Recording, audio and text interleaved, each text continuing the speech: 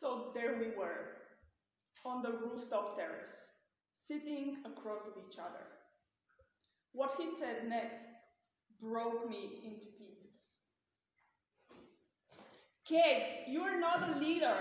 You're not a leader in the technical sense, in the organizational sense, and not even in the people sense. I was speechless. Before I could utter a response or even cry out, what I'm supposed to do with this feedback, he was gone.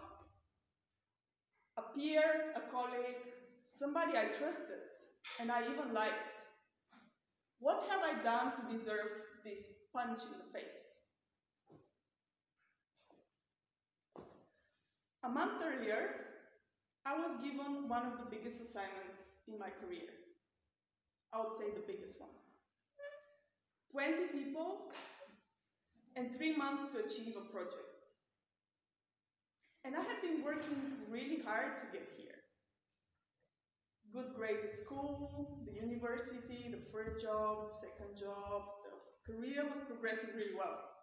So now I rolled up my sleeves and I said, okay, now I'll show you how it's done. The first thing I did was to set up a daily meeting with my team. Yep, all 20 of them.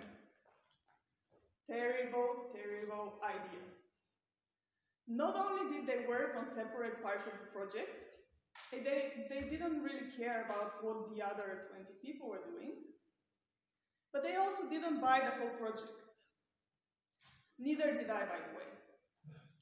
And it didn't occur to me to go to higher management and build up a compelling story, a business case for it, something to get us going and motivate us. Instead, I bit my teeth into it and I started running as fast as I could.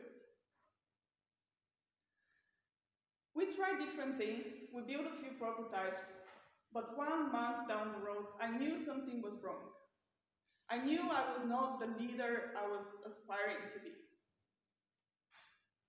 But I'd never ever expected such a brutal and painful feedback.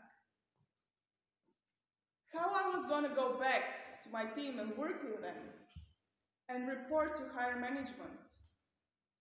I was so ashamed. I wanted to jump off right this rooftop terrace. But you see, every time there is a devil, there is also an angel. And this angel, he appeared in the face of another colleague. He suggested that I use a meditation app. By this time, I was so desperate and so broke that I could try anything. And the first 5 minutes of meditating, they were the longest in my life. Not only my brain was going like a wild monkey all over the place, but also my body, it couldn't stay still for 5 freaking minutes. But I came back to it the next morning, and the morning after. I really loved this concept that they were presenting to me. Why don't I just step aside and look at my life as if it was a busy street? And I just look at the cars and I observe them without the need of jumping in and fixing everything. I took this idea into my life and into my work, and the project somehow got completed. It was even considered a success. And the next project, and the project after, I somehow built up myself again. But this cathartic moment on the rooftop terrace, it was not only painful and humiliating, it also gave me the single biggest chance in my life to rebuild.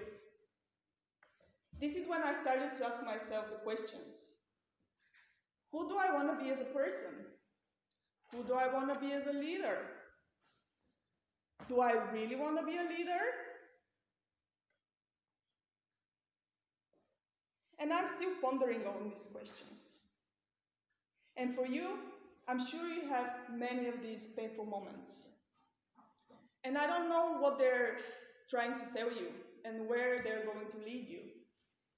But I can tell you, don't be afraid of failure. It's not important how many times you fail. What is important is how many times you stand up. So, dear friends, whenever you fall down, stand up again and keep walking. Thank you.